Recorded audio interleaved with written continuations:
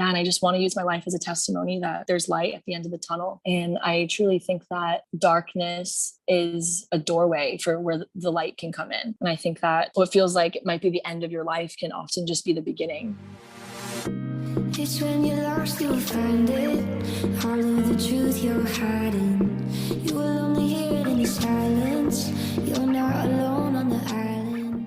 Hey everyone, welcome back. It's Ashley, and I cannot wait for this conversation today. I am joined by one of the most beautiful humans in the world who happens to be an insanely gifted music artist. She released her first EP, Castles, back in January and is dropping a new and much anticipated single this Friday. So I know her as my friend Christina Corbett, but she goes as WYLDE.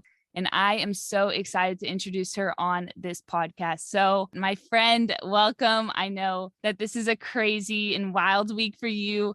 So thank you so much for taking this time to hop on here for this conversation. Hello. Oh my gosh. I'm so hyped. Honestly, you are someone that I feel like believed in me from day one, if not the first person that ever believed in me. And I just have so much love for you. I think you have the best heart. I love everything you're doing with this podcast. This is my first podcast actually. And it's special to me that it's with you because I just have so much love for you. And I feel like you're one of those people that even if we don't talk in a couple of years, we just like know the love is still there, you know? I feel like those are the best kind of relationships. Yes, literally it's been a minute since we've even chatted. So it's so cool to hop on here and do this. I couldn't agree more with what you said. We've just connected in friendship and have always been so supportive, I think, of each other. I'm in awe of where you've been, where you are now, and just in that whole process. Again, you are really incredible. And I really mean that from my heart. And it's just so cool to me that the world gets to hear your voice. You know, you are a vessel of hope and, you know, your message of never giving up, which was really birthed, I think, several years ago. So that's where I want to start, because I think now more than ever, we really do need that encouragement and just real stories of real people that can spark that light of hope in somebody. And that's what you do. And it's so powerful. So I just want to start there, back to the beginning. Oh my goodness. Well, first of all of your words are just like piercing my heart. Thank you so much. It's all so mutual. I love everything that you're about. And you've honestly encouraged me so much over the years. Like even since that time we're talking about when I was like 12 and this all first started, I just remember you being such a source of encouragement for me. So thank you so much for that. Likewise. You know that like really it's so much love. Like it really is. Seriously, I'm just like, oh, I love you so much.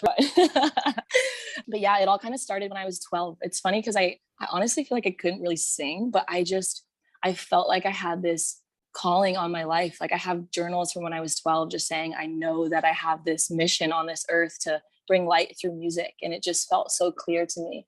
And I felt like I was almost given the end vision. Like I could really see the end. And that's what's kept me going this whole time. I feel like I had this vision given to me where I could see the end result. But yeah, I didn't really find my voice until a little bit later on. Singing in front of people was actually like my biggest fear. I wouldn't sing for anyone, but I knew it's what I wanted to do, but I just didn't really have any confidence there. I used to literally pray. I'd be like, God, if you just give me a really good voice, I swear I'll do amazing things with it. Like, I just need you to help me have a better voice. And it wasn't until I think maybe when I was like 15 or 16 that I feel like I really started to find my voice. And then when I was 16, I auditioned for the X Factor. And that was the first time I ever sang in front of anyone. And the first round is just like a tent with the producer. It's not the crazy judges round you see on TV. There's like 5 preliminary rounds before that. So I had a friend done the season tell me like, hey, it's just a little tent. There's no pressure. You just sing for one person. So I was like, all right, let me find out if I can even sing. So I go to this first round, I get through that round. I got through the second, the third, and then I get the call that I get to sing for the judges on TV with like 10,000 people, Simon Cowell, Britney Spears, L.A. Reid, all the judges. So I got the call the night before. So 100,000 people audition per city and they break it down to like 30 people. So I get the call the night before and they're like, hey, you've been chosen to be an alternate, which basically means if someone were to get sick or if anything happens, like you'll get to audition. So I get this call the night of. So like trying to prepare super last minute. I get to the venue and they're like, hey, because you're getting the call so last minute, we don't have time of the network to approve your track. So you have to sing a cappella. And singing a cappella in an arena is quite difficult, especially without in-ears or monitors or anything. So anyways, I get there and I'm getting to audition, and I get to like the part where you go up the stairs, and they bring me to that side corner, and there's a guy who's just like 3, 2, 1. And then I walk out to this X on stage in front of 10,000 people cheering and all the judges. And honestly, it felt like a slow motion dream. Like it was the most bizarre experience of my life. It just felt like slow motion. So I get up there and I start singing like a stripped down jazzy version of Cooler Than Me by Mike Posner. And like 3 lines in, the audience starts cheering. Simon Cowell puts up his hand and he's like, where's your background music? And I was like, oh, they told me like I couldn't use it. And he's like, all right, well, sing a different song then. And I was like, okay, I'm going to sing Ordinary People by John Legend. And he was like, no, I hate that song. And I was like, okay. And he's like, pick a different song. And in that moment, I couldn't think of any songs. With 10,000 people watching me, I was just so blank. I was like, I said I would sing Your Song by Elton John, which I don't even think I know the words to. I don't know why that came out. So I start singing that. At that point, my voice was so shaky. I think my voice cracked. It was all over the place. So Simon stops me again and he's like, I just think that there's nothing original about your voice. You have a typical voice. It's a no for me. And then Demi Lovato said no. And at that moment I realized, because I think after 2 no's, it's a no. And at that point, I had just become homeschooled to start working full time to save up to move to LA to pursue music once I turned 18. So I had just left high school to pursue this. And in that moment, it just felt like everything was on the line. And then they all said no. And that moment for me was just, I honestly thought it was a dream. I think because the adrenaline, it wasn't until I woke up in the middle of the night that I realized that had actually just happened. And I mean, at 16, or I don't know if I was 16 or 17, but I think that kind of rejection at that age, like I didn't realize until years later the effect that had on me. Because at the time I was such a little go-getter. I was like, I'm going to use this and I'm going to write down, I like would journal everything that the judges said. And I was like, I'm going to use this as fuel. But yeah, they all said no. And then those next couple months waiting for it to air, I just remember being just so worried that they were going to air me and like everyone at school was going to see it and I was going to be a joke. And just at that age, I was just like, my life is over. Like my dreams are crushed. And then from that point on, I just started auditioning for like all the singing shows. I'm sure you remember this time in my life. I just started doing all the shows. I did The Voice, I did American Idol. And then I went to do The Voice and the same kind of thing happened. I got rejected again. And I remember right after I walked outside and it was just pouring rain in New York City. And then at American Idol, Harry Connick Jr., I think it was one of the judges. He was like, look, you're just not an entertainer. Like I only ever see you being an opening act. And then I got home that night and I was like, you know what? I'm done with these shows. I'm going to book a flight to LA. I'm going to move out there and work as hard as I can and become a headlining act and prove these judges wrong. So that was the moment where I was like, okay, it's funny. People always say, actually on the bus ride home from New York City, people always say like, I heard the voice of God. I'm always like, whenever I hear people say that, I'm like, you might be a little crazy, but I know what that means now because I feel like God does speak through like our intuition and it's more of like an insight of feeling. And I remember having this moment of feeling like I heard this, not that I heard, but I felt this sensation of like, are you done chasing this on your own? Like your own plans? Like, are you ready to see the plan that I have for you? Clearly I didn't listen because I did Idol right after that. But I remember having that feeling and just knowing that there was a way greater plan than these singing shows. So yeah, after that, I started looking at plane tickets and then I moved out to LA and I was like, I'm ready to start a new chapter and just do this on my own. It's so crazy because you literally did. That's literally what you did, though. It's one thing, I think, to talk about, not giving up, but it's another to actually walk it and live it. And you're an example of that. I mean, that's a huge leap of faith. It's not like you moved out there with any kind of, you have the next 3 or 4 steps ahead of you. It was like, no, this is just what I'm doing. And I'm just trusting where I'm going to be. And even just in that rejection, right? I just think about the power of our words, how we see each other and how we speak to each other, because that really sinks in sometimes. And like, it can actually do something so powerful. And in this instance, it just kind of continued to fuel that fire in you to continue to pursue your dreams. But look how powerful that is, right? Yeah, for sure. I feel like words hold so much power. And it makes me think of the kids that audition for these shows that they hear something like that from the judges and that's just the end for them. And they believe what they said to be the truth. And like, maybe they think, okay, well, I can't sing, and they give up. Or even people that have parents that aren't supportive or teachers. I feel like growing up, it just takes one person to be like, you can't do that. And most of the time, if it's a young age, you're like, oh yeah, you're right, I can't.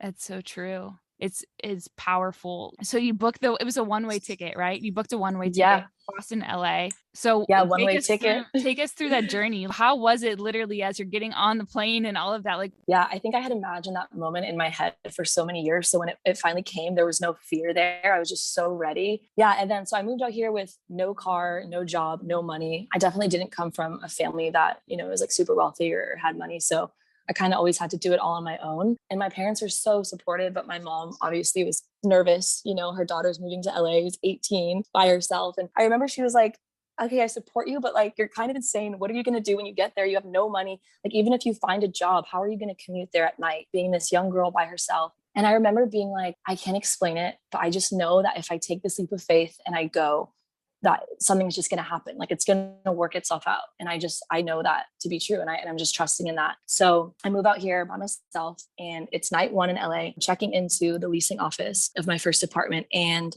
there's this girl in the corner who's just like crying her eyes out. No one's really paying attention to her. Everyone's just kind of walking by her. And I went over and sat by her. And sometimes it's hard if like, you see someone crying, you don't want to like be intrusive or anything, but I just went over, sat by her. And I was just like, hey, can I hug you? And she was like, yeah. And I gave her a hug. And then naturally she started just telling me what was going on.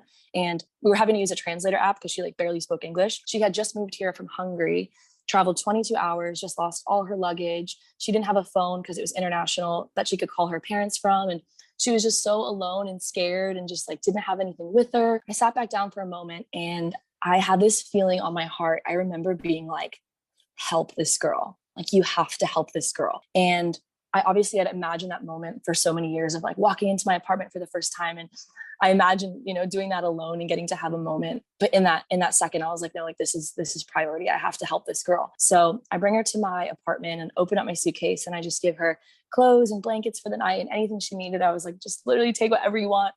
Yeah. And I thought nothing of it. And I would just think that that's what anyone would do, if someone needed help. And then I go to sleep and I wake up to a phone call, literally first morning waking up in LA.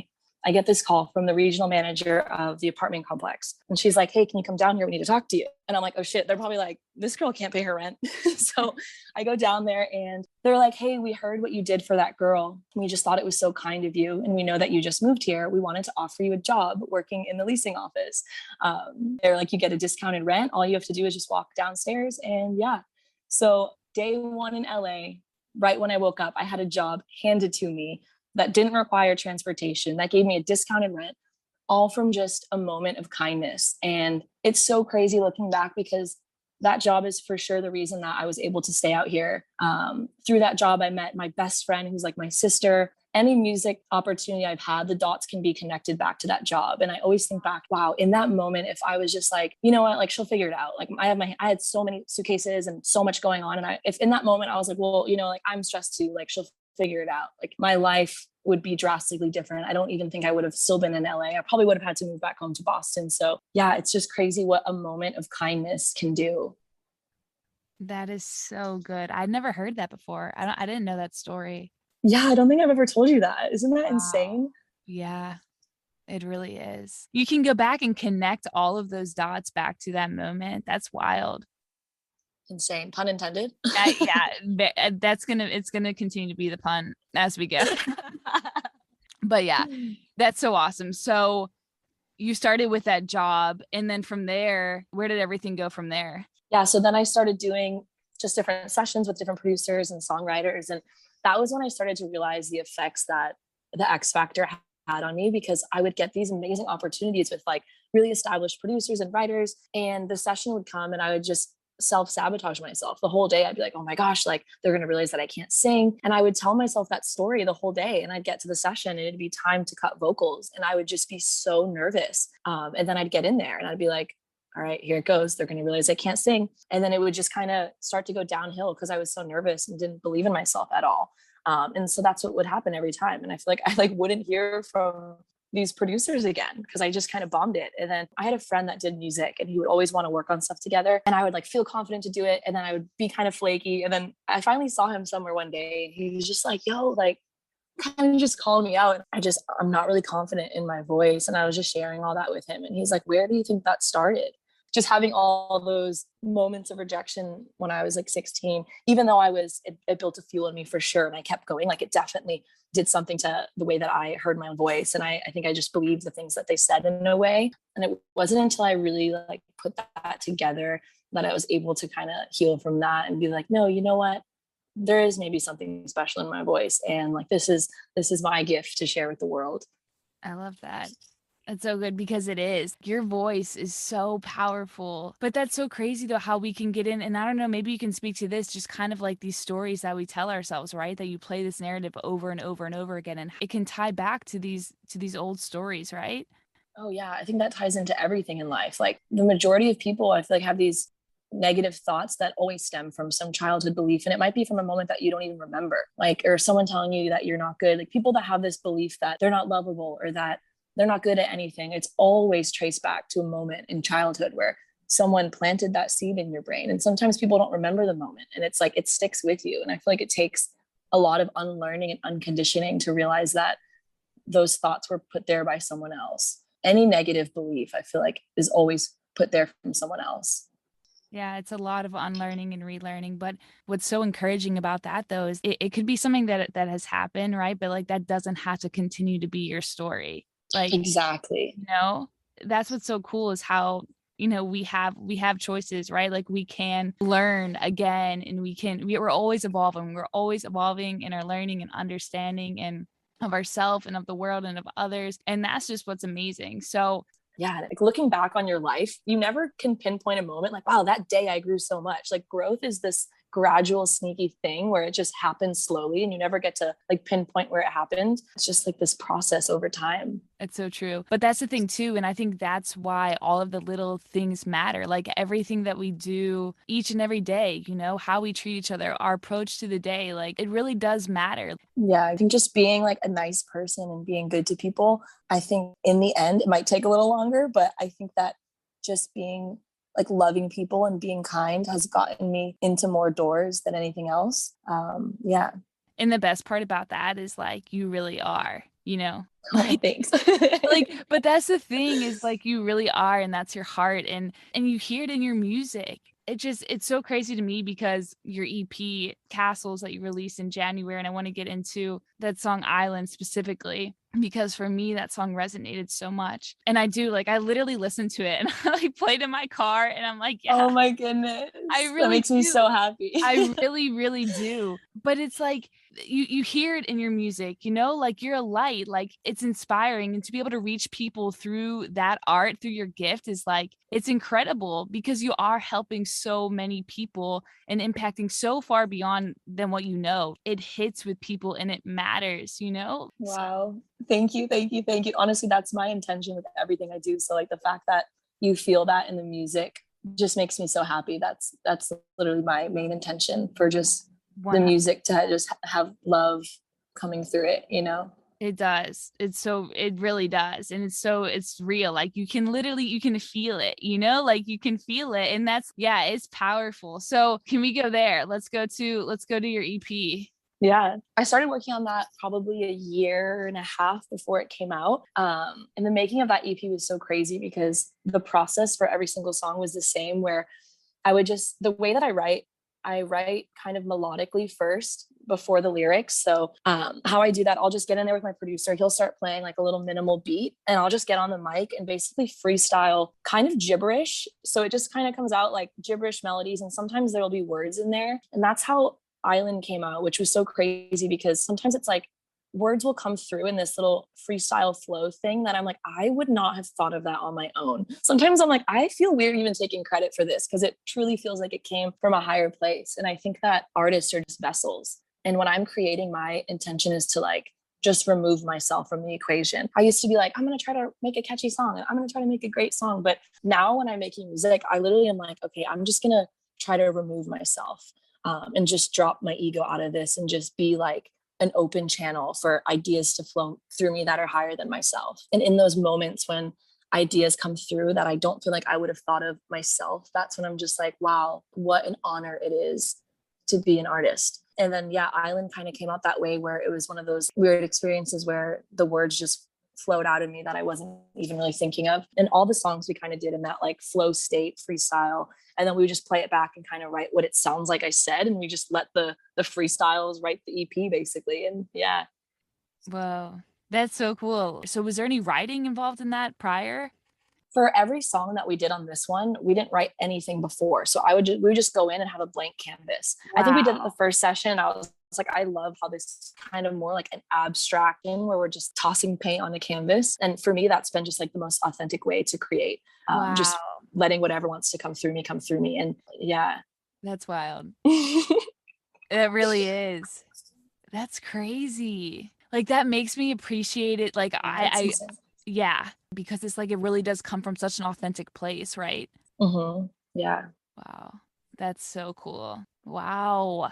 It's so powerful. And Island has, well surpassed 4 million streams, right? Yeah, I think it just about hit 4 million, which is insane to me. Yeah, insane. When I moved out of my old apartment, I don't even remember doing this. I wrote on a piece of paper, this was before I had any music out, when I was still in that stage of just engulfed in self-doubt. I wrote on a piece of paper, I have 1 million streams on Spotify, and I put it under my mattress, which is so random. I don't even remember doing that. I guess I wanted to just like sleep on it. I thought that would accelerate the manifestation. When I was picking up my mattress moving out, I saw that under there and I was like, oh my goodness.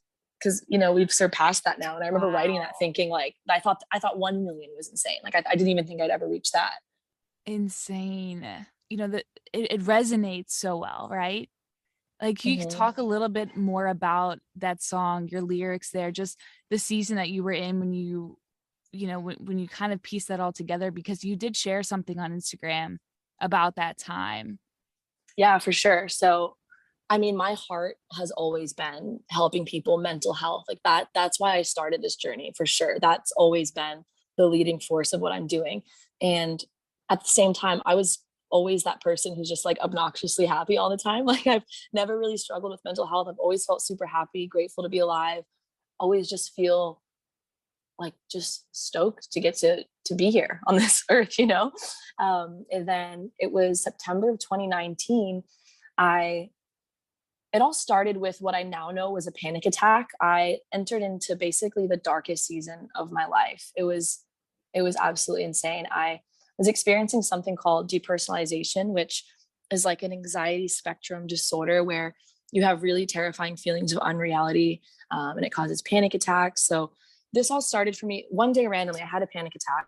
I woke up the next day and I felt so strange. Like my hands looked weird and everything looked weird around me. Like I felt like I was kind of in a dream and I was like, this is so strange. And then I was like, okay, maybe I just feel off from like whatever that was yesterday. And then it was like 2 days had passed and then a week and a month. And it was so scary. It would give me panic attacks because I kind of felt like I was like losing my mind. Everything looked weird. Everything felt weird. And then I started Googling it and then I realized what it is. It's like a nervous system reaction, a form of anxiety. But I started going down these forums and I'll never forget. I read someone say, oh yeah, like depersonalization is a life sentence. And someone said, hey, I felt this way for 20 years. Like, does anyone know how to get out of it? And I would read these comments and I would just like spiral because I knew I couldn't go on, like even going on one day longer feeling that way was difficult because it's just like, you feel so unsafe in your body and it just changed every aspect of my life. I didn't want to see anyone that I loved because that's when it would like feel even worse. And I almost was like afraid to leave my house. I was having multiple panic attacks every day. And it's crazy because I never knew, like, obviously I knew what panic attacks were, but I didn't think I realized it honestly mimics a heart attack. I thought that people having panic attacks was like, they're just freaking out, I didn't realize the severity of it. And that was happening to me like every day. And I just remember thinking I would never feel normal again. And I read these comments of people saying that they felt that way for 20 years. And then this made me feel like depressed. And I just like my mental health spiraled and it was just so dark for me. And yeah, I didn't really want to leave the house. It was just like the most debilitating period of my life. And it's so crazy because I feel like I had to go through that to really know what that feels like, because even though that was my passion, I almost feel like I lacked a little compassion for it just because I didn't know. I think that I thought it was something you could kind of like snap out of, or being grateful would, make you not depressed. And I just thought it was like this simple thing. I didn't realize how severe like the physical symptoms could be from having a mental health struggle. And I remember having this moment, just like rock bottom, laying on the floor moment, because I felt that way every day for about a year and a half. And it just like so much time had passed and it wasn't getting better. Not even a psychiatrist can help me. Like, this is, my life is over. So I had that just moment on the floor. And I remember being like, just like that crying out to God moment, thinking that you're dying, you know? And I remember being like, I know in my heart that I'm going through this for a reason. I know that this is going to help someone someday. But at the same time, I was like, I literally don't think I'm going to make it. So I was like, God, if there's another way to do this, I literally don't think I'm going to make it. And yeah, looking back now, that period of my life was the most transformative. The joy and freedom I feel today is because of that period. I was scared that I would never get to feel joy again. And it came back in such a deeper and richer way. And I feel like my heart's just been cracked open for compassion for people that are suffering. And I read something that said, what God pulls you out of will become your rescue mission. And that just hits home for me so deeply, because I feel like I will spend the rest of my life on a rescue mission for people that feel trapped in that place or struggling with mental health. Because I mean, that was only a couple of years ago. And now today, it's like, I literally tear up multiple times a day, just feeling so grateful to be alive. Like, I feel like I'm at peak mental health, and just looking back being like, wow, that was 2 years ago. Like, what if I didn't have a family that loved me and dreams and the things that kept me going? Like, these kids that feel that way and just think that it's the end of their life. Yeah, and I just want to use my life as a testimony that like there's light at the end of the tunnel. And I truly think that darkness is a doorway for where the light can come in. And I think that what feels like it might be the end of your life can often just be the beginning. Oh, you have me like tearing up over here. Oh, I'm not kidding. oh my goodness. I love you. Wow. Wow. And it was during that time that you still recorded this during that season. Yeah, I had a session recording, and it was so hard for me to even go to the session. The craziest part about that period is that I didn't tell anyone. I told like my best friend, but I didn't really tell. I would start to try to tell people what I was experiencing, and I could sense that they didn't really get what I was talking about, and it would make me feel worse. So Mm. I just kind of walked through it alone. I found this guy in Ireland that had went through the same thing, and he was like a North Star home, and just reading about his experience got me through it. But I just felt like no one could understand. And that's the thing about human suffering. I feel like we convince ourselves that our pain is so unique and no one will get it. But looking back after the fact, like so many people in my life would have been there for me and would have like had open arms, but I just like isolated myself. But yeah, I had the session to record Island. I remember having the worst panic attack I ever had was on the way home from this session. And it was just crazy for me being someone that's like so grateful typically. I remember one day I got home and I was like, wow, I didn't have a panic attack today. And I'm like, that's my new celebration at the end of the day. Like, wow, I didn't have a panic attack. And then I would just like get depressed from there. And I was just like, what has my life become? I was never like this. I literally got blood tests, brain scans. I did so many different things because I was like, there's no way. I feel like I have someone who is strong-minded. And I think that I thought that mental health struggles meant that you're not, and that has nothing to do with it. It felt like it was happening to me, like I couldn't control it. When I went and got all these tests, and I was like, nah, I have to have a brain tumor, like there's something wrong here. Yeah, and everything would come back negative, and I was like, maybe this is just somehow anxiety and depression and like these dissociative disorder, which is like commonly caused from anxiety. But the symptoms I was having were common with PTSD survivors. It was like somehow my body had convinced itself that there was like trauma going on. But I'm so grateful for it. Honestly, I feel like it changed my life so much. Now knowing if I know that someone's struggling with that, it's just so different now. Yeah, I think first, I mean, thank you for sharing all of this. Really, it's so powerful, and I think by you sharing this, I mean, I know that just by you sharing this, it's going to help so many people that are listening in. I really, really know that, because here's the thing. I think to your point, right? Like you said, you went through this whole season and no one really knew. And I think how often that is with a lot of us, right? That we just go through and we don't really talk about some of the things that we're struggling with, but we all struggle.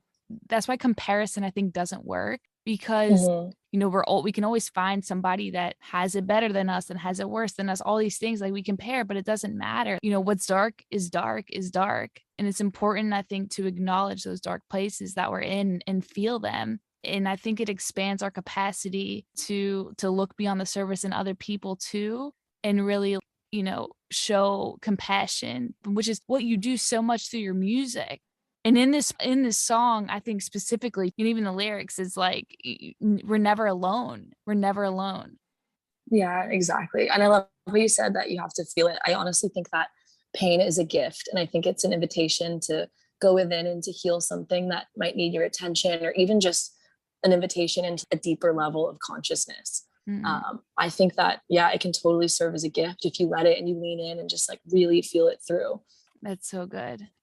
What you said about there always being an invitation, I really believe that. There's always an invitation into hope and healing and peace. And like, I think you put this out too, because you wrote about this, on social media. When you talk about the emotion, right? Like, it's okay to feel the emotion. The difference though is that it doesn't have a home anymore.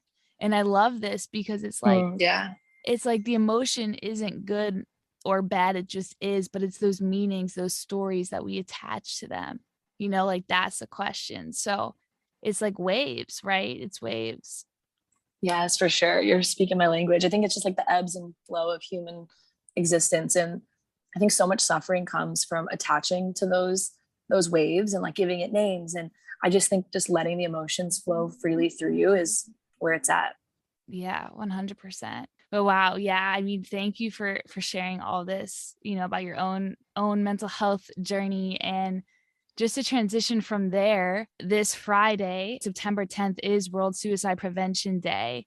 And also when you are dropping your next single. So I'm so excited to get into this. I want you to just tell us a little bit of the details, right? Yeah.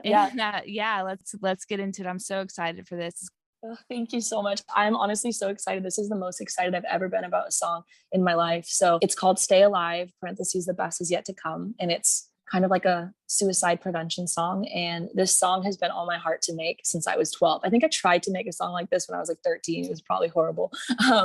But I knew that one day it would come to me. This is genuinely why I started. And then I knew I never wanted to force it, and I would just kind of let it happen if it happened. And in April, I went on this little solo one-way adventure to this island in Hawaii called Kauai. And it was so spontaneous and random. I just kind of picked up and went by myself. And even that story was so crazy. I remember friends being like, why did you just pick up and leave to Hawaii? And I remember I kept talking about the word desire and how I feel like our desires are actually intuitive gifts, and the word desire kind of has a negative connotation of being indulgent, but how I think that our desires are something to lean into. So I was like journaling about that word on the plane there, and then I get to Hawaii and I literally stumble across this it's like a rock thing that had desire carved into it, and I stepped on it. I still have it. I keep it by my bed, and it was just in those moments where I'm like, wow, alignment, just yeah, so crazy. So I had this little desire rock, and I was like, okay, I know I came out here for a reason. I don't know why yet, but I'm sure I'll find it. And then I'm sitting outside this little cafe, and I hear in my head the melody and lyrics to Stay Alive. And I was like, what is this? And I voice memo, and it starts flooding out of me. And the voice memo is so funny because you can hear roosters and people talking and like coffee cups clanking, and it's just trying to get out of me. And the words are just pouring out. And I was like, oh my gosh, what is this? And then I remember thinking, I wrote this whole song in under 60 seconds, which has never happened to me before. And I remember thinking, dang, I wish I had somewhere where I could go, just like a empty acoustic room, and just sing this through, like while I'm in this flow. And in that same second, my phone was dying. So I was sitting on the ground having it plugged in. And this guy comes up to me and he's like, hey, are you okay? And I was like, yeah, my phone's dying. He's like, listen, I own this plaza and my office is empty because of COVID. If you want the key, it's just like this big open room. And I was like, oh my goodness. So I go into this room and I finish the song right away. And it was the most supernatural experience I've ever had writing a song. It honestly felt like the song chose me. I sent the voice memo that I made to a good friend of mine who produces, who I just trust. I feel like he just knows my soul and he would just get it. So I sent him this voice memo. He plugged in my voice note and produced an entire song off of it. When I got back to LA, I worked with him. I co-produced it a little bit myself. And then we finished the track. And this was in April, and I wanted to save it for September 10th because it's World Suicide Prevention Day. So we've had this finished for a couple months, but I thought it'd be special to release on this day to spread even more awareness. But yeah, I have such a good feeling about this song, and I think it's so needed right now. I was reading yesterday, we lose 800,000 people every year to suicide. And like that number is just insane. And my hope is that this song will just land in the ears of someone that really needs it. I feel like with this topic, it can be hard to not be too heavy. And the goal with this song was to be super uplifting. And the track is kind of like, it really puts into perspective for the listener, almost to see their life like from their future self. So I'm hoping to just expand the mindset of someone who's in that state. And it's just really hopeful. And yeah, I mean, even for people that aren't in that dark of a space, just like the concept, stay alive, I feel like it can mean so many things. But my heart for the song is definitely for people that feel like they're like at the end of their rope, you know? Yeah, for sure. For sure. And I love that, of that perspective of your future self, because I think oftentimes we always look back and say, okay, what would I tell my younger self? But let's have that vision ahead for our future self, right? Was I picking that up correctly? Yeah, for sure. The bridge of the song kind of like flips the perspective, and not to spoil too much, but it, you know, one day you'll tuck your kids in at night and there's like a moment that tries to fast forward the listener to see the end of their life. And yeah, I think that's so important, just like forward thinking and thinking ahead. It's so easy to think that the season that you're in is a lifetime. I know for me, when I was really struggling, I couldn't see forward anymore. Like I was like, this feels like the end. I remember thinking I'll never be able to pursue my dreams now. There's no way, because I could barely even go to the grocery store. And I remember thinking this was forever. Like I just thought that was it. Yeah, and it's so easy to mistake a season for a lifetime. Wow. That's so good. I'm so excited. I cannot wait for you to hear it. I can't wait either. I can't wait. So it's dropping Friday. What time? Yeah. It comes out Friday. So I mean, we're on different time zones here, sister, you know. Oh, I'm going to Boston on Wednesday. So I'm flying home because I really want to be in my childhood bedroom for this song, because that's where I feel like this dream. Yeah. I feel like this is where that dream came to me. And I have this little chalk wall from when I was like 12 that says like, be a light, never give up, and all these things. And I just want to go be in that space and really just soak in the moment, you know? So I'll be on your time zone, sis. It comes out at midnight East Coast on Thursday. So 9 p.m. in LA. So yeah, Thursday night. I might have to leak it to you before then, because I'm excited for you to hear please. it. Can you send it to me? I'm serious. Wow. I can't wait. All right. This has been amazing. I'm so excited for you. I'm so excited. The song is dropping September 10th. It's very soon. It's very soon. And I'm so excited. You are incredible. You really are. I loved doing this. Thank you so much for joining me and taking your time, because I do know that you are super, super busy this week getting ready. And I'm so excited for you and behind you all the way. So this is awesome. Thank you so much. I love you so much. And I love you. Yeah, this was so fun. Good. Thanks for listening to me. Yes. And also you can connect. I was going to say you can connect with Christina. Christina? She wild. But anyways, still, we can connect with you on Instagram at sheiswylde, WYLDE. Your new song is dropping on Friday. Cannot wait. It's called Stay Alive. The best is yet to come. Thank you so much, for real. I appreciate you and love you, and you are a light. And thank you so much. I love you so much. I'm honestly honored to know you. I love everything about you. And yeah, I'm so grateful. Thanks for having me. This was awesome. I wish we could go hang out now, but I know, we're on different sides of the country.